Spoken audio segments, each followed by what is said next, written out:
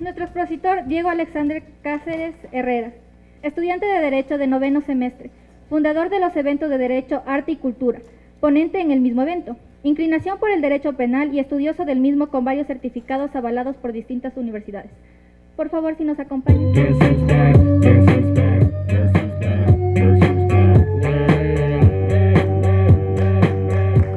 Gracias.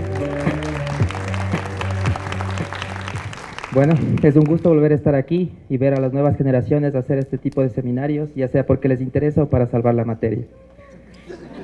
Bien, yo quiero abarcar el tema que acaba de abarcar anteriormente, pero yo le quiero dar desde un punto de vista más humano, más social y más real. Quiero que transmitan esto, que lo imaginen, que lo visualicen en la vida real y cómo reaccionaría el mundo si de verdad existiera esta gente.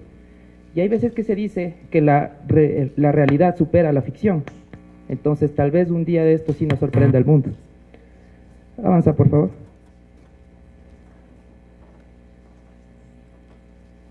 Ya. Aquí tenemos como pequeño canon, lo de siempre, para que vayan dándose cuenta de la historia. Voy a pararme por acá. Entonces, tú sigue avanzando cada 10 segundos y sigues avanzando. Ya. Entonces, como pueden ver, el Joker está en su celda en Arkham, un asilo psiquiátrico. Entonces llega Batman y le establece algo. Batman acaba de darse cuenta de la verdad. Le dice, si es que este juego infinito del policía y del ladrón sigue, uno de los dos terminará matando al otro. Y yo no quiero que sea yo quien te asesine a ti, o que tú me quites la vida a mí. Batman tiene un código moral, una ética. Sabe que si cruza esa línea jamás podrá regresar. Ambos, de cierta forma, se encuentran dentro de una psiquis alterada. En el caso del Joker, un mal día lo convirtió en un asesino. En el caso de Batman, por otro lado, tal vez no mata, pero sí deja contusiones y lesiones de por vida. Cada quien transmite su locura a su manera. Sigue, por favor. Entonces, el Guasón no pierde tiempo, ni siquiera se encontraba en Arkham, había salido hace tiempo. Adquiere una feria asesinando al dueño, y Batman, por otro lado, a pesar de que ha peleado tantas veces con este hombre, no conoce su identidad. Sigue siendo un misterio para él. Ahí es cuando Joker llega donde Bárbara Gordon y de un solo disparo en la columna vertebral la deja paralítica. Avanzale.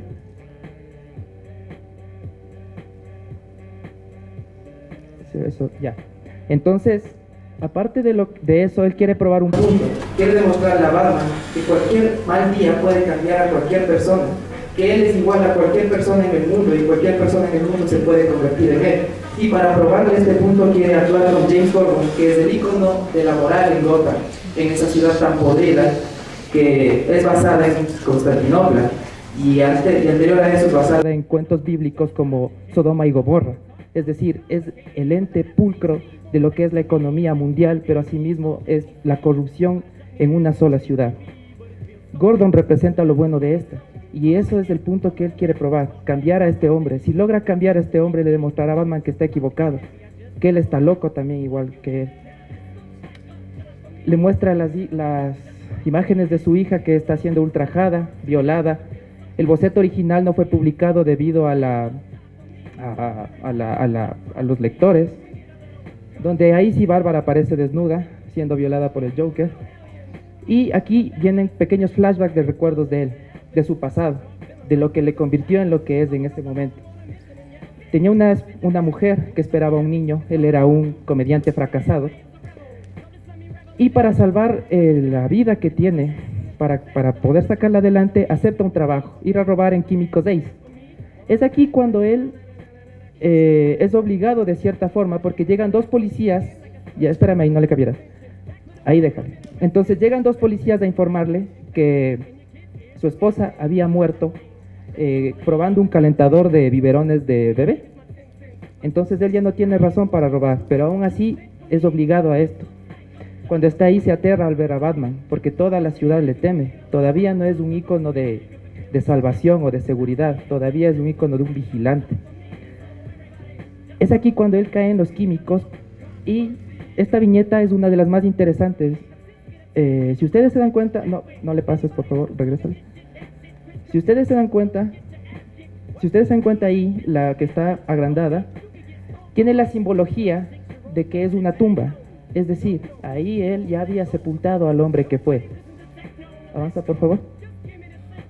Y se convierte en el monstruo, en la antítesis de Batman. A diferencia de él sí se ríe, ve la vida de una forma graciosa, pero descabellada, y Batman, por otro lado, la ve de una seriedad tal, pero la ve de una forma más real. Es aquí cuando Batman ya llega, descubre dónde está él, y salva a Gordon. Y aquí viene lo más interesante, que a pesar de todo esto, Gordon le dice que lo atrape, pero en base a la ley. Es decir, todavía la voluntad de Gordon no se ha quebrantado, a pesar de haber visto a su única hija siendo violada y paralítica prácticamente después de un disparo. Y eso es lo que quería hacerles una pequeña viñeta que quiso hacer Zack Snyder en en la película del 2008, cuando el Guasón les da dos opciones a la ciudad. Hay dos barcos que ambos tienen una bomba. Entonces les dice, cualquiera de los dos puede explotar, y los interruptor del otro barco está en el barco posterior. Entonces, un barco tenía gente decente y el otro barco tenía a criminales, a presos. Entonces ahí él quería probar que la locura es como la gravedad, solo hace falta de un empujón.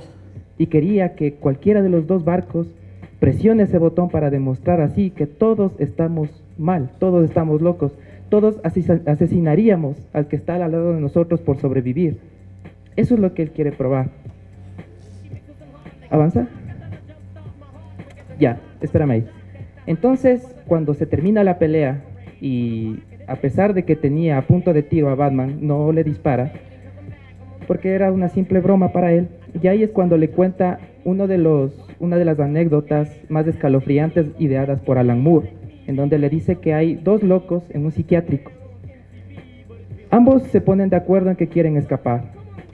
Ambos no les gusta estar ahí. Entonces una noche ambos salen a los tejados y empiezan a saltar por los andamios. Entonces había un trecho bastante largo que no se podía saltar fácilmente. Uno de los locos, como era más atlético, logra saltar ese trecho y llegar al otro lado. Y él era quien tenía la linterna para alumbrarse en la noche. Entonces le dices al otro que todavía no salta, le dices, salta, salta, yo te voy a alumbrar el camino para que tú llegues acá conmigo. Y ahí es cuando se empieza a reír y dice, no te creo, porque cuando yo esté a punto de saltar me vas a apagar la luz al final del camino.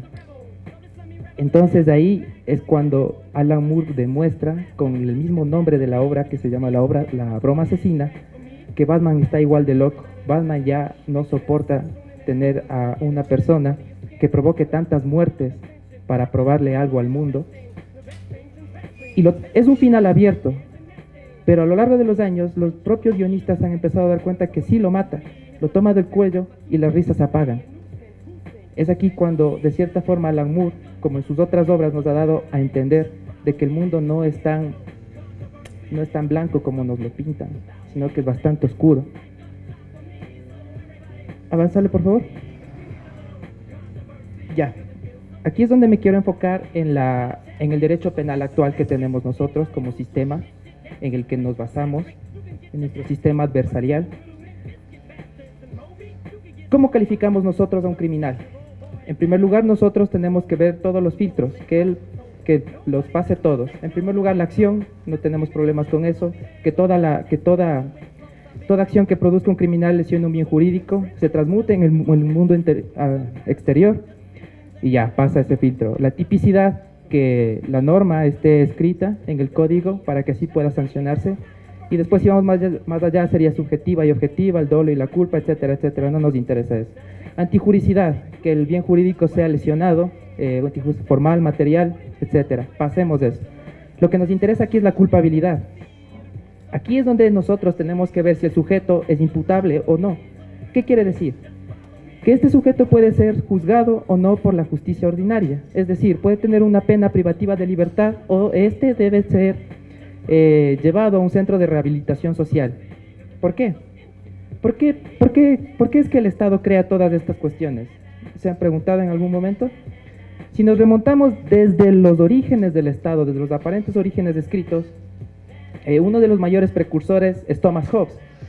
Él en su obra de Leviatán nos establece en el contrato social que nosotros los seres humanos que pasamos de vivir de la intemperie, de vivir matándonos entre nosotros, siendo nómadas, un día llegamos a ser sedentarios y para nosotros vivir en seguridad sacrificamos nuestra libertad. Es así como nuestra libertad es el alimento de este monstruo, del Leviatán. El Leviatán es la constitución del Estado.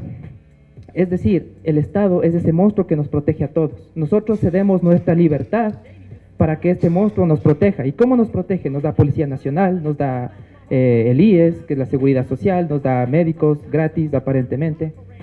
¿Qué más? Nos da educación, les da vivienda a los más pobres, comida, etcétera, etcétera, etcétera. Subsidios. Entonces aquí es cuando viene una gran problemática y crítica que todos los penalistas, entre garantistas y los que son más, que aceptan la punibilidad, es una discusión bastante fuerte, que es, por ejemplo, la pena de muerte y la cadena perpetua. En el caso de Estados Unidos, como todos sabemos, existe la pena de muerte, dependiendo del estado, debido a que es un estado federal, dependiendo de cada estado. Y también tienen las cadenas perpetuas, es decir, la persona ya no tiene derecho a libertad, va a pasar toda su vida pudriéndose en la cárcel, porque, qué sé yo, existen ahí también los índices de crímenes más aberrantes de la historia, asesinatos en masa, violaciones, igual. Pero aquí es el gran punto donde yo quisiera transmitirles lo poco que he aprendido, y entre más aprendo me doy cuenta de que todavía me falta bastante en el derecho penal y constitucional en sí, en todos los derechos humanos, en todo lo que quisiera pelear. Que si el momento en el que el Estado acepte la pena de muerte es que el Estado fracasó, porque se supone que el Estado es el que a nosotros nos tiene que cuidar, nos tiene que suplir, nos tiene que educar y tiene que hacer que nosotros no nos matemos entre nosotros. Si es que el Estado no logra eso y existe un desadaptado que logra burlar al Estado, entonces el Estado fracasó. No tenemos por qué pagar impuestos ni obedecer leyes porque este Estado no nos está protegiendo. Yo no estoy viviendo seguro en mi casa porque sé que en cualquier momento va a llegar alguien, me va a matar a mí, a mi familia, la Policía Nacional no va a hacer nada, Fiscalía tampoco, entonces, ¿qué va a pasar ahí? Son juicios arreglados y tanta cuestión, etcétera, etcétera. Y si, a pesar de eso, se aceptara la pena de muerte a este aparente criminal, también hay otra cuestión. ¿Y si el juez se equivoca? ¿Y si el juez no tuvo la razón? Porque no todas las sentencias, como sabremos, son totalmente legales, son totalmente legítimas, arbitrarias, y hay que saber la diferenciación de cada una de estas, porque no es lo mismo decir legal, legítimo y arbitrario. Es aquí cuando yo les quiero plantear que, por ejemplo, existe una costumbre bastante interesante en Japón, en donde se dice, en donde el Japón tiene una de sus más intrínsecos, ¿cómo sería?, estilos de lucha creados en esa isla, es el sumo. Entonces, el sumo es de bastante honor para la gente de ahí. Y cuando dos peleadores están en el cuadrilátero, hay un juez que está viendo todo. Si se fijan en ese juez, tiene colgada una daga. Entonces, si este juez comete algún fallo que esté equivocado, el juez tiene la obligación de tomar esa daga y matarse. Eso se llama el harakiri. Entonces ahí podemos ver que ya de cierta forma, si quieren implementar la pena de muerte o si están a favor de algo así, se podría decir que entonces si el juez comete fallos o el fiscal en la instrucción fiscal no encuentra las pruebas necesarias o qué sé yo, los testigos están comprados o el abogado hizo una mala defensa y en base a eso el juez se equivocó, porque nuestro propio Código Penal nos establece el indubio pro reo, que dice, en caso de duda se efectuará lo más favorable al reo. Es decir, el juez tiene que tener total certeza de lo que está juzgando para poder sentenciar. Si no, él en cambio tendría que abstenerse. Pero vemos que nuestro sistema es todo totalmente contrario. Aunque tenga dudas, aunque tenga solo una pequeña prueba de que es culpable, lo sentencian. Es bastante penoso y triste. Y asimismo podría ser que violadores o asesinos pueden estar en libertad por malos procedimientos. Entonces aquí es donde se dice, el harakiri entraría aquí. ¿Qué creen ustedes? ¿Podría ser para un juez que comete una mala decisión de corte provincial o nacional? Está sentenciando a una persona a morir. ¿Por qué no puede morir él también por haber fallado? Por eso es que yo estoy en contra de este sistema. Yo creo en las segundas oportunidades. Yo creo que la gente puede cambiar y servir para bien. Pásale a la siguiente, por favor. Ya. El mundo está lleno de personas buenas y malas. De eso estamos totalmente seguros. La cuestión aquí es que no es como somos por dentro, sino que son nuestros actos los que nos definen. Pasando por esto, Alan Moore, gran escritor inglés, y dio su avalúa en Watchmen o obras como Swamp Thing, en donde le cambió la vuelta a la perspectiva de los cómics, y ya no eran vistos solo para personas marginadas o niños, sino que ya era visto desde un punto de vista más adulto, de personas que tenían un criterio formado, de buena literatura, de temas de la realidad transformados a ciencia ficción, para así tratar de demostrar en sátiras sociales.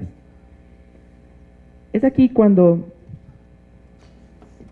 yo quisiera que ustedes también se planteen ese punto de que todas las personas merecen una segunda oportunidad, merecen cambiar, se pueden rehabilitar, y no es un mito, es una realidad. Tal vez en nuestro sistema, porque somos primerizos en esto, no se puede lograr, pero países como Países Bajos, que son Holanda y los países que están junto a Holanda en especial, quería centrarme aquí.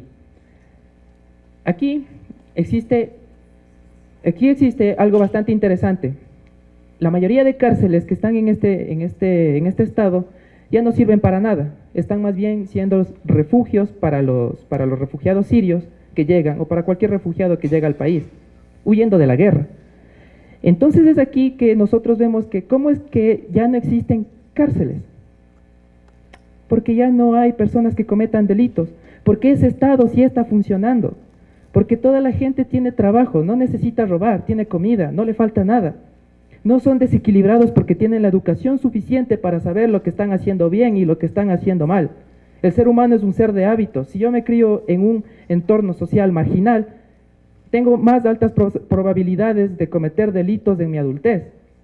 Es una realidad.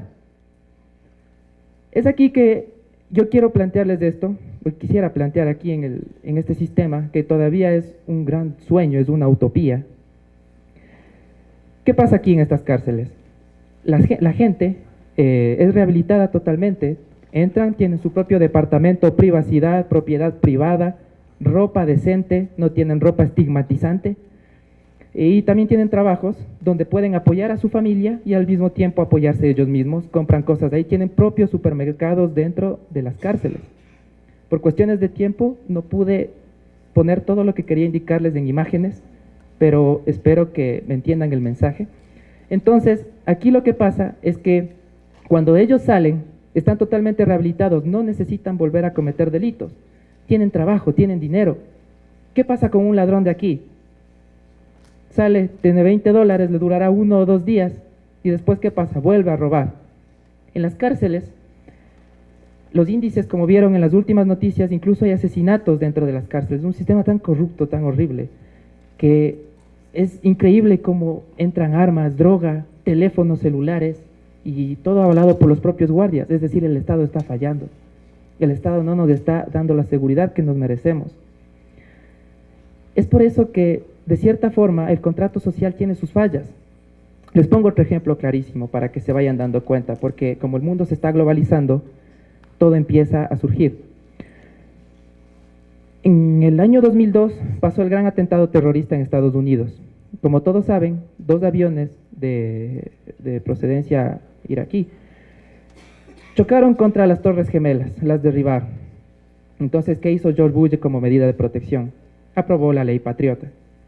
En esta ley se dio algo bastante interesante, donde se decía que si es que el Estado tiene pruebas o indicios de que tú vas a ser un terrorista o tienes alguna conexión con ellos, puede invadir tu privacidad.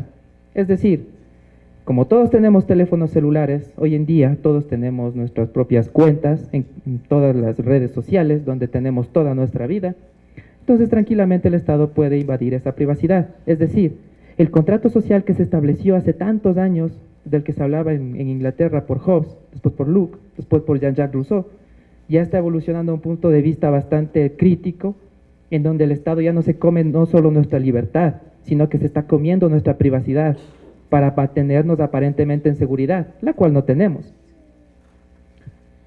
Ya. Otro punto importante es que quería topar esto de que cuando tuve la dicha de conocer a Eugenio Raúl Zaffaroni cuando vino a la universidad, él dijo una frase bastante bonita que me marcó desde ese instante. Yo había empezado la carrera y ahí fue que decidí estudiar esto y luchar por esto. Él dijo: ¿cómo puedes enseñarle a un hombre a vivir en libertad manteniéndolo encerrado? Interesante, ¿verdad? Es por eso que yo, basándome en el perfil característico de estos dos psicópatas, porque eso es lo que son ambos, cada uno lleva su locura a su propio nivel. De cierta forma, Batman lo lleva a un punto bueno. Le quiere dar una segunda oportunidad, y ni siquiera le ha dado segunda, le ha dado tercera, cuarta, quinta desde los años 40, creo.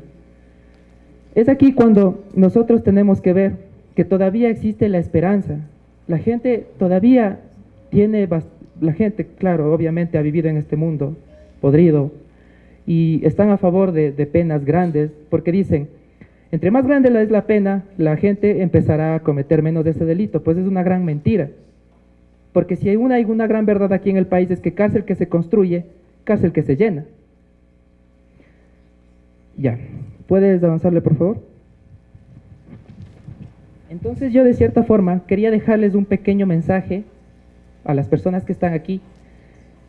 Si alguno de ustedes escucha estas palabras y de cierta forma yo logro cambiar su forma de pensar para bien, aunque sea uno solo de ustedes, yo habré ganado y me iré satisfecho de aquí. Esta es una de las frases más célebres que dio uno de mis literatos más influyentes, que es James Ronald Reuel Tolkien, el cual dice que las personas creen que solo un gran poder puede mantener al mal a raya. Dice, yo creo que no. Yo creo que las acciones simples de gente común son las que mantienen al mal a raya. Muchas gracias.